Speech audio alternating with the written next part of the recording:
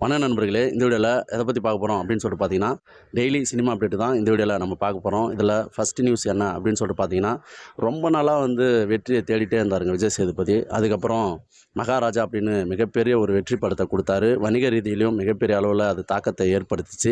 இந்த படத்துக்கு அடுத்ததாக விஜய் சேதுபதி அவர்கள் ரொம்ப உற்சாகமாயிட்டார். இந்த நிலையில் அடுத்தடுத்த படங்களில் நடிச்சிட்ருக்காரு விஜய் சேதுபதி. இப்போ பாண்டிராஜ் அவருடைய இயக்கத்தில் ஒரு படத்தில் நடிச்சிட்ருக்காரு. இந்த படத்தினுடைய டைட்டில் போஸ்டர் மற்றும் ஒரு கிளிம்ஸ் வீடியோ ரிலீஸ் ஆகி ரசிகர்களிடையே பெரிய வரவேற்பு பெற்றுட்டு வருது அப்படின்னு சொல்லலாம். விஜய் சேதுபதி மற்றும் நித்யா மேனன் இணைந்து இதை நடிச்சிருக்கிறாங்க. இந்த வீடியோ வேறு லெவலாக போயிட்டுருக்குது. கொத்து பரோட்டா, அதாவது பரோட்டா மாஸ்டராக இருக்கிற போல விஜய் சேதுபதி ஃபேமிலியே ஒரு ஹோட்டல் வச்சுருக்கிறாங்க. ஸோ இவரை நம்பி ஏமாந்து கல்யாணமும் பண்ணிட்டு வராங்க. ராணி மாதிரி வச்சுருக்கிறேன் அப்படின்னு சொல்லிட்டு அவங்க சொல்லி இது மாதிரி 2 பேருமே கொத்து பரோட்டா போட்டுட்ருப்பாங்க. அப்போ 2 பேருமே புலம்புற அந்த ஒரு வீடியோ ரசிகர்களிடையே பெரிய வரவேற்பு பெற்றிருக்கு. இப்போ புருஷன் பொண்டாட்டி இல்லை லவர்ஸ்லாம் பேசிப்பாங்கள்ல, உன்னால் கேட்டேன் என்னால் நீ கேட்ட அப்படின்ற மாதிரி. ஸோ இதெல்லாம் நிறைய ஃபேமிலிக்குள்ளே இருக்கும். ஸோ அதை திரையில் வெளிப்படையாக கொண்டு வரும்போது அது வேறு லெவல் தாக்கத்தை ஏற்படுத்தும். இப்போயே அந்த வீடியோ பயங்கரமாக வைரலாக போயிட்டுருக்குது. இவங்க அதாவது நித்யா மேனன் அவங்களுடைய ரியாக்ஷன் மற்றும் விஜய் சேதுபதி அவருடைய ரியாக்ஷன், அதுக்கப்புறம் அவர் கடைசியாக அடங்கி போகிறது, வாயை கட்டின்னு கூட திரும்ப ஏதோ முணுமுணுக்கிறதுன்னு சொல்லி இந்த ஒரு கிளிம்ஸ் வீடியோ வேறு லெவலாக ட்ரெண்ட் ஆகிட்டு இருக்குது அப்படின்னு சொல்லிட்டு சொல்லலாம். இந்த படம் எப்படி தாக்கத்தை ஏற்படுத்த போகுது அப்படின்றத நம்ம வெயிட் பண்ணி பார்க்கலாம். தமிழ் சினிமாவில் முக்கியமான ஹீரோவாக இருக்க வேண்டியவர் தான் நம்ம எஸ்டிஆர் அவர்கள். ஸோ பெரிய வெற்றியை அவரும் தேடிட்டுருக்காரு. இந்த நிலையில் தான் மாநாடு அப்படின்ற ஒரு படத்தை கொடுத்தாரு. ஸோ அதற்கப்புறமா கம்பேக் கொடுத்துட்டாரு.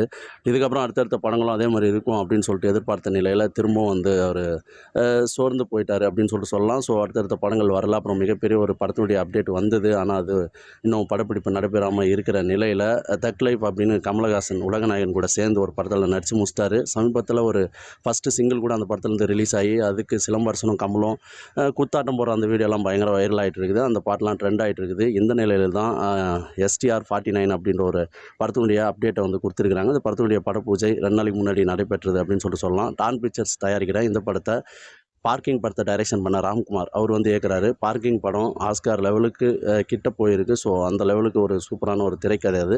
ஸோ அந்த படத்தினுடைய டைரக்டர் தான் அந்த படத்தை டைரக்ஷன் பண்ண போகிறாரு. அதுக்கப்புறம் டிராகன் படத்தில் நடித்த கையாடு லோகர், ஸோ சூப்பராக இருக்கிறாங்க அவங்க ஹீரோயின். ஸோ அவங்க தான் அந்த படத்துக்கு ஹீரோயினாக சேர்ந்துருக்காங்க. இதில் யாரும் எதிர்பார்க்காத வகையில் ஹீரோவாக நடிச்சிட்டு சந்தானம் அவர்கள் இதில் நம்ம எஸ்டிஆர் கூட இணைந்து நடிக்கிறாரு. காமெடியனா இல்லை முக்கியமான கேரக்டர் அப்படின்றத நம்ம வெயிட் பண்ணி பார்க்கலாம். அதே போல் சாய் அபயங்கர் தொடர்ந்து ட்ரெண்டிங்கில் இருக்கிற மியூசிக் டைரக்டர். ஸோ மிகப்பெரிய படங்களுக்கு மியூசிக் போட்டுட்ருக்காரு. சூர்யா, லாரன்ஸ்னு சொல்லி இப்போ எஸ்டிஆர் படத்துக்கும் அவர் தான் இந்த எஸ்டிஆர் 49க்கும் அவர் தான் மியூசிக் போடுறாருன்னு சொல்லிட்டு அறிவிச்சிருக்கிறாங்க. ஸோ மிகப்பெரிய ஒரு கூட்டணியில் உருவாகிற இந்த படம் மிகப்பெரிய அளவில் தாக்கத்தை ஏற்படுத்திட்டு வருது. அது படம் ரிலீஸ் ஆனதுக்கப்புறம் வெற்றியிலும் தொடருமா அப்படின்றத நம்ம வெயிட் பண்ணி.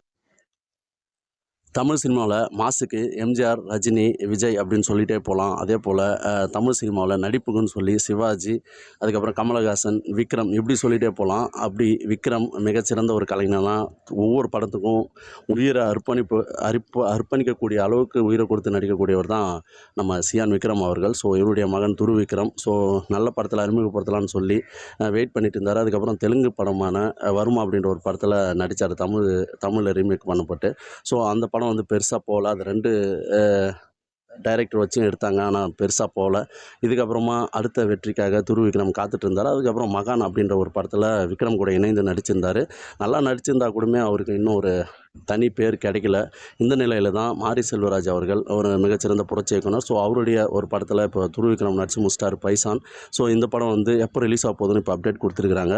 இந்த படம் வருகிற தீபாவளிக்கு ரிலீஸ் ஆகும்னு சொல்லிட்டு அறிவிப்பு கொடுத்துருக்குறாங்க. இதே தேதியில், அதாவது வருகிற தீபாவளிக்கு ஏற்கனவே 2-3 படங்கள் ரிலீஸ் ஆகிறதா அறிவிச்சிருக்கிறாங்க. ஒன்று நம்ம கார்த்தி நடித்த சர்தார், அதுக்கப்புறம் பிரதீப் ரங்கநாதனுடைய லிக்கு, life insurance company Vignesh Shivan இயக்குறாரு. இந்த படங்கள்லாம் ரிலீஸ் ஆகிற நிலையில் இப்போ பைசானும் ரிலீஸ் ஆக போகுது.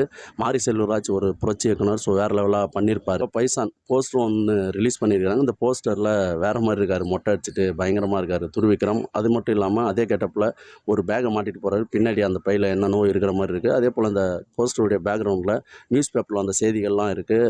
ரவுடிகளை அடக்கக்கோரி அப்படின்னு சொல்லி ஏதோ இருக்குது. அதுக்கப்புறம் பார்த்திங்கன்னா குண்டு வெடிப்புன்னு சொல்லி நிறைய விஷயங்கள் அதில் செய்தியாக இருக்குது. மாரி செல்வராஜ் வேறு லெவலில் அந்த படத்தை செதுக்கியிருப்பார். அதனால் மிகப்பெரிய புரட்சியை ஏற்படுத்துமா அப்படின்றத வெயிட் பண்ணி பார்க்கலாம். அதே போல் நம்ம துரு விக்ரமுக்கு இது வெற்றி படமாக அமையுமா அப்படின்றதையும் நம்ம வெயிட் பண்ணி தான் பார்க்கணும். ரஞ்சித் தயாரிச்சிருக்கிற இந்த படத்துக்கு நிவாஸ் கே பிரசன்னா மியூசிக் போட்டிருக்கு.